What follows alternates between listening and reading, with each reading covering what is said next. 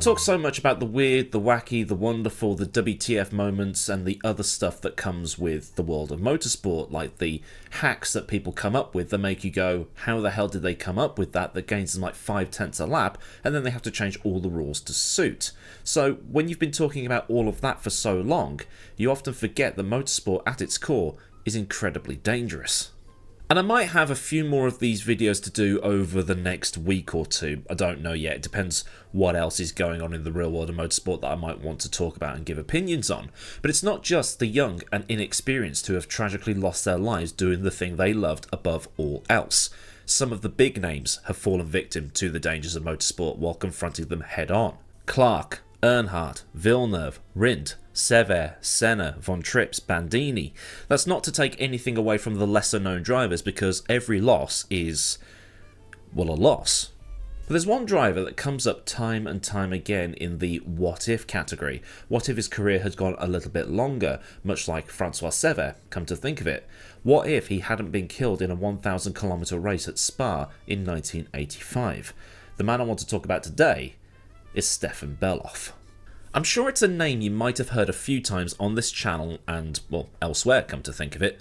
Bellof's name and career does drum up a bit of intrigue from me because he was always described as being lightning fast.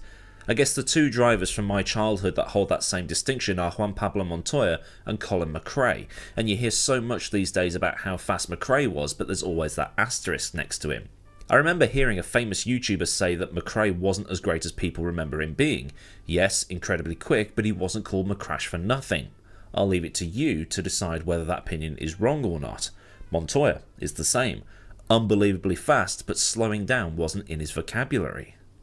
And Bellof's talent was definitely up there in the realms of God-given, whether you believe in that kind of thing or not. At the BRDC International Trophy in 1982, he qualified 9th, and in the pouring rain made his way up through the field and beat Satoru Nakajima by 21 seconds. Now this race was run to Formula 1 conditions previously, but then they changed it to Formula 2, then Formula 3000. These days, it's a historic race.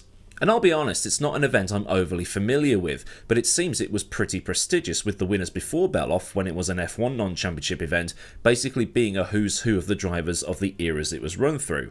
Ascari, Farina, Parnell, Gonzalez, Collins, Moss, Brabham, Hill, Clark, Stewart, Hulme, Eamon, Fittipaldi, Hunt, Lauda, Rosberg, Arnoux, Cheever, Moreno in 1988. Later on, into the 90s, it was run to F3000 rules, and the likes of Christensen, Montoya, Kenny Breck, De Ferran, Webber, Bourdais and Liuzzi all won it. Like I said, it's a historic event now, but back in the day it was worth a bit for drivers getting some recognition. Again, like Diamond Lead Athletics.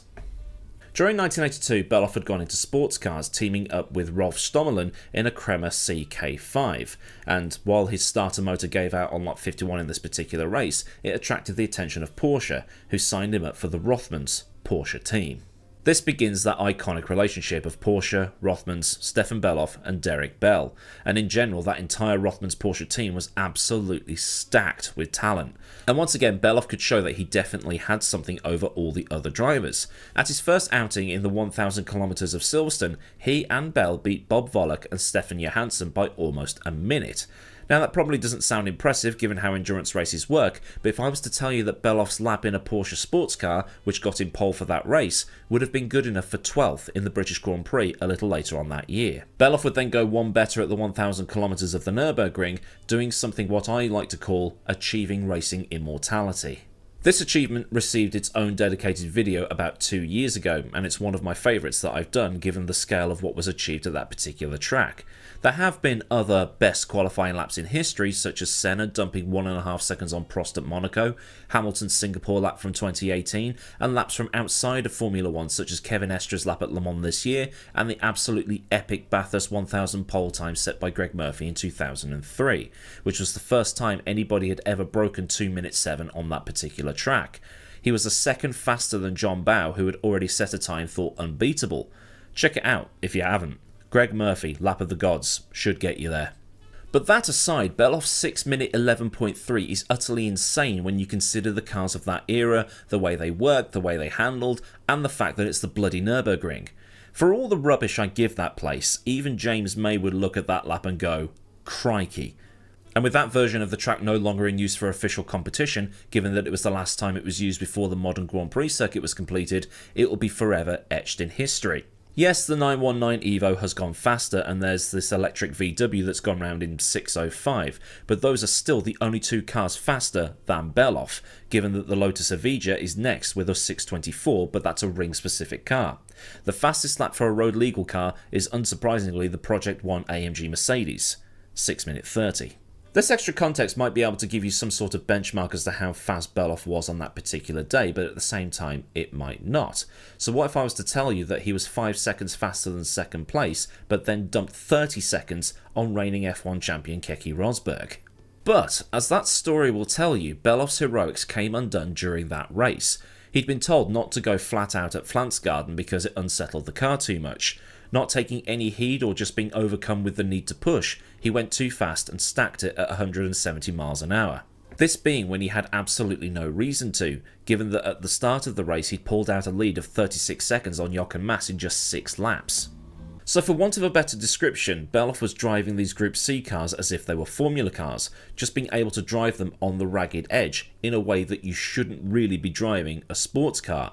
Because he was so quick and able to exploit the ground effect of these particular Group C machines, it was almost like he was driving on one of the F1 games with everything set to easy mode.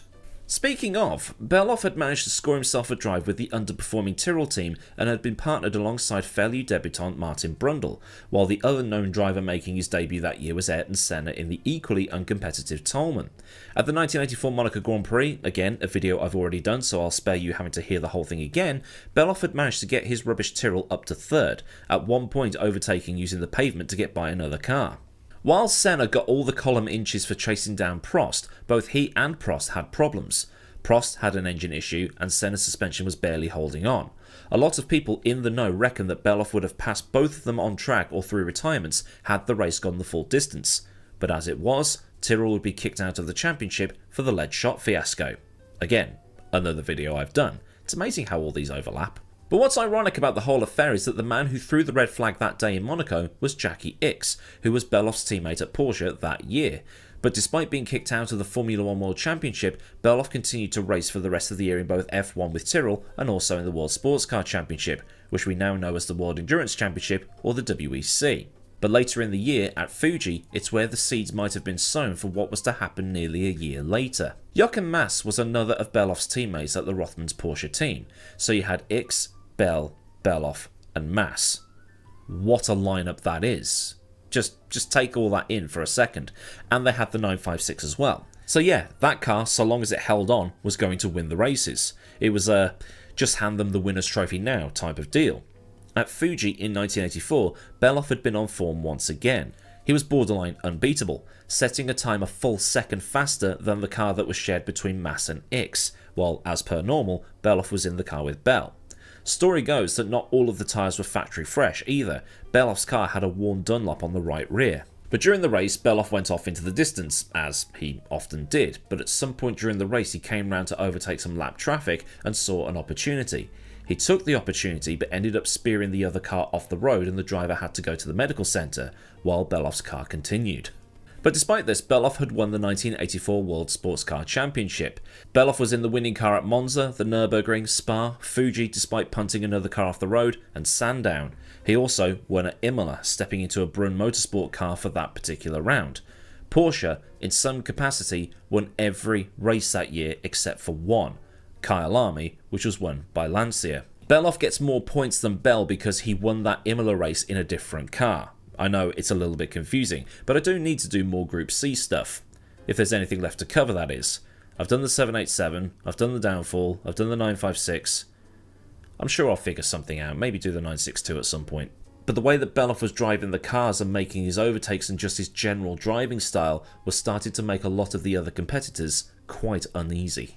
Some of them, if they were genuinely worried about him, must have had a feeling of some relief when it was revealed that Bellof would scale down his endurance racing to focus more on Formula 1 in 1985, once again racing for Tyrrell, which would be getting a turbocharged engine later on in the season, and they might get some competitiveness about them once they got it. At Estoril, the weather was utterly horrible, and while Senna took his first ever win with his Lotus, Bellof had managed to do some similar heroics to the previous year's Monaco Grand Prix and dragged his car into the top 6. It would be a single point and officially his first point in Formula 1, as all of his 1984 results had been deleted from the history books. At Detroit, he carved his way through the field and finished 4th, and Tyrrell hadn't even got the turbo yet. His final F1 Grand Prix was at the Dutch Grand Prix of 1985, retiring when the Renault turbo engine blew up on lap 40. Tyrrell had only got the engines at the German Grand Prix, and now Bellof was knocking on the door of points, finishing 8th at the Nurburgring and 7th at the Österreich-Ring, but after that would be the tragedy of the 1985 Spa 1000 km. Bellof was no longer with the Rothmans Porsche team, but had been doing a scaled-back schedule with Brunn Motorsport, with whom he'd already won the 1000 km of Imola the previous year. He'd already done 2 rounds, the second round at Monza and the 5th round at Hockenheim, with the latter being the round immediately after Le Mans. Would have thought it would be before Le Mans so the teams could treat it as a test or a warm-up race, but it is what it is. Spa, though, would be the 7th round of the season and came about 3 weeks after the WSC had already seen a tragedy occur. At Mosport in Canada, Mark Schurer had made contact with a Camaro and damaged the suspension. The 962 he shared with Manfred Winkelhock had to come in and lost several laps getting repairs, and the car went back out, and with 2 hours of the race down, Schurer came in to swap with Winkelhock. Approaching turn 2, which is a fast downhill left-hander that is right on the limit of gripping basically anything south of a prototype, the car went straight on and slammed into the outside wall. I don't know how Mosport was in 1985, but there's a lot of runoff there now. Not sure about then. Winkelhock suffered massive head and leg injuries and was actually found underneath his steering wheel, given the way the car had just folded up upon impact. It took 40 minutes for the medical teams and the marshals to get him out, and he was flown to Toronto, where he died the next day. So, the World Sports Car Championship had gone from one challenging track to another, this time Spa. While the overall layout might look the same as it does today, there was one small difference at the time. Well, 2, I guess. The Eau Rouge Raidillon section was slightly tighter, and for people that have only started watching F1 in the last 5 or 10 years, there was also the bus stop chicane, called so because it was laid out like a bus stop. So if you've ever wondered why it's called that, now you know. From what I've seen, Eau Rouge and Raidillon weren't as tight in 1985 as they were in, say, 1967, but it was still tighter than it is today. Any modifications to Eau Rouge and Raidillon over the years have been very, very slight. I think they changed it again in the sort of late 90s or somewhere along that time. Changes or no changes, the circuit was still challenging. It had only been upgraded very recently, with the new layout opening in 1979, although Formula 1 didn't start properly using it for another few years. In 1981, they added the bus stop to slow the cars down on the run between the exit at Stavelot and the start-finish straight, Stavelot being where the new circuit joins the old one. And actually, come to think of it, I'm sure that second right-hander part of the Stavelot section has been opened up over the years, but that might just be the runoff they keep adding and the cars getting more downforce. Despite only being upgraded about 5 or 6 years prior to this story taking place, Spa retained a lot of the characteristics that made it special to start with. The run between the exit of Stavelot or the second part of Stavelot up to Les Combes was still public road, while the bit in the middle, the new bit if you want to call it that, was purpose-built racetrack, so not all of the history from Spa had been erased during the upgrades. Although Bellof had moved teams, he was still in the same car. Brunn had got a 956 for him, while his old teammate Jackie Ickx had got a 962. Despite this, the 956s could still hang with the 962 if the teams knew what they were doing, and Brunn was one of them. But the mood in the paddock was already muted given that Jonathan Palmer had gone off the road at Pouhon in an accident eerily similar to the one that Winkelhock had had in Canada 3 weeks prior. So it was a relief to everybody when Palmer was extracted from his car with only a broken leg and a concussion.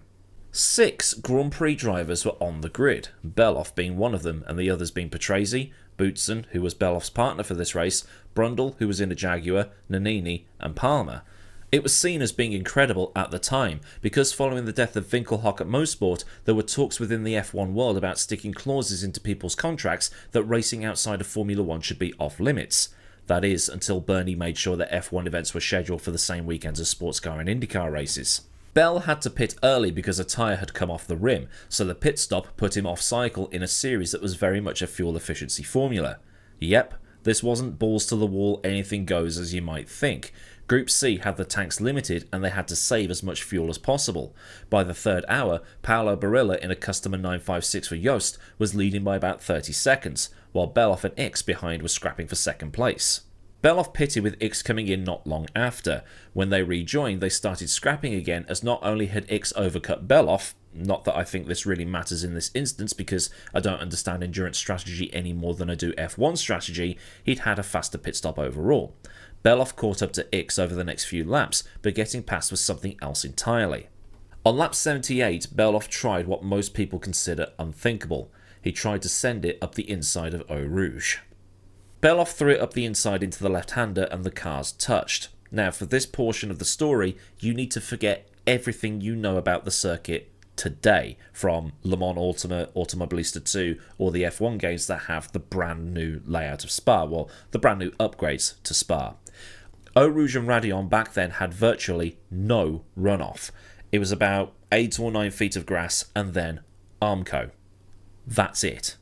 X hit the wall side on and ran along it up the hill towards the apex of Raidillon, but Bellof had gone straight ahead into the Armco. It's probably helped X that he had the newer, stronger car. The 956 driven by Bellof was lightweight and the panels on it were thin and easily malleable.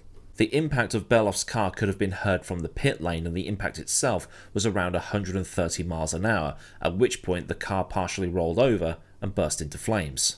X was able to get out of his car and run to help his former teammate, despite the fact that X had been quite annoyed with the way Bellof had approached driving in endurance racing.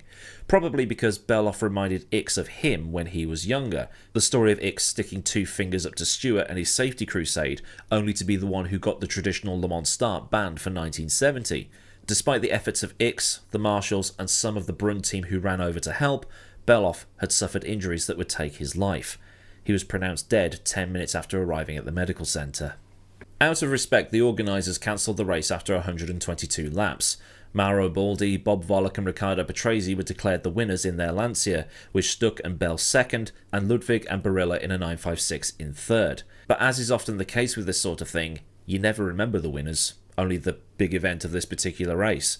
Like the 1976 German Grand Prix, everybody remembers Lauda's crash, but they don't remember that Hunt won it. Bellof was on the edge of doing some great things in Formula 1, as most people around at the time will tell you. He might have been Germany's first F1 world champion, and Michael Schumacher himself said that Bellof was his guy growing up. There's a lot of what-ifs out there about Bellof going toe-to-toe with Senna and seeing who would have come out on top. Would it have been Senna versus Bellof instead of Senna versus Prost, given how alike their driving styles were? Hans Stuck once said of Bellof, "Stefan taught me all about the Porsche 956. He really did. When I did my first race in 1984 when I was with Harold Gross, after the first practice I was 11 seconds off the pace. 11 fucking seconds. I said, 'Hey Hans, what is happening here? You are in trouble.' So Harold took me up to Stefan and said, 'Explain to Hans how to drive this thing.' So Stefan taught me completely how to drive this car, where you had to really use the ground effect, brake into the corners and how you treat the curbs." Stefan was fast. We did a race together at Imola which we won in 1985. It was in the Brun Porsche, and you know I am proud to say even now that I was in a car with Stefan, because he was special. He had this feel for a racing car that not many had. He was a great kid too, and it was sad when he went. So sad. So despite being a fast-as-hell driver with talent coming out of every orifice, to being as entertainingly aggressive as the likes of Senna, Verstappen, Earnhardt, Early Hamilton, Montoya, guys like that, it seems then that it's an utter shame that he never got that out of his system. As many said, he had the ability, but just didn't know when to slow down. And the fact that he achieved so much in so little time is why so many people look back on him with fond memories of his speed, and newer fans of motorsport look at him with some intrigue. And it shows how it could all change in an instant back in those days too. One risky move was all it took to extinguish that flame, an accident that some to this day still blame X for, but the family don't see X as being to blame at all. He's definitely one of racing's lost talents, fast as hell and always looked like he was trying to prove something. Is that the reason that he had his fatal accident, trying to prove something against Jackie X, who had a superior car and a better team around him? Who knows? He's definitely one of racing's biggest what-ifs, along with the likes of Francois Servet. But this is where I open the floor to you. What do you think of Stefan Bellof? So then, a look at the talent and tragic death of Stefan Bellof. If this has been an educational look through the motorsport history books, then do like the video so I know I've done a good job. And for more looks through the motorsport history books, get subscribed and also get that bell on so you never miss out on any future videos that I make. Massive thanks as ever go out to the fine folk at Patreon who support things at a more personal level. If you want to help keep things running around here, a link to Patreon will be in the description, along with links to Discord, socials, affiliates, and other bits and bobs you might want or need to know. Well, there's super thanks for the one and done donations and memberships for a Patreon alternative. So until next time, I've been Millward. Have a great day wherever you are, and goodbye.